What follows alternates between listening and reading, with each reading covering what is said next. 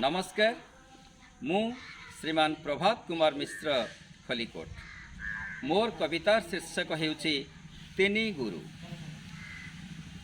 जननी जनक और शिक्षक कही रखे आर्य संस्कृतिर तीन गोटी प्रमुख देवता हेउछन्ति ब्रह्मा विष्णु एवं महेश्वर।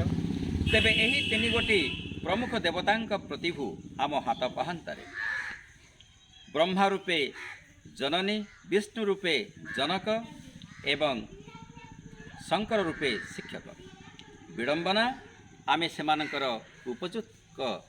उपयुक्त सत्कार करू नाहु।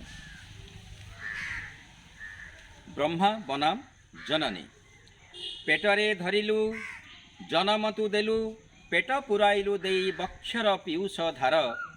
पेटरे धरिलु जन्म तु देलु पेट पुराइलु देई बक्षर पीयूष धार।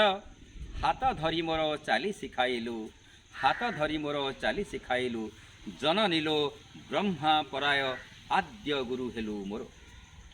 भोकरे शोषरे मन मोर जानी भोकरे शोषरे मन मोर जानी उदर देलु तू भरी तोहरी दयारु दरटी कथारु बढ़ी बाक चातुरी तोहरी दयारु दरटी कथारु बढ़ी बाक चातुरी।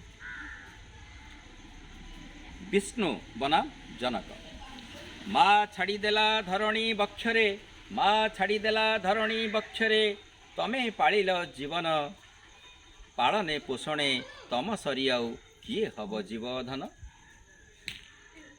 पोषक खुआई पोशाक पिंधाई पोषक खुआई पोशाक पिंधाई सम्माने करिछ ठिया तेणु हे जनक तुमे अन्यतम गुरु विष्णु सरिटी आहा तेणु हे जनक तुमे अन्यतम गुरु विष्णु सरिटी आहा।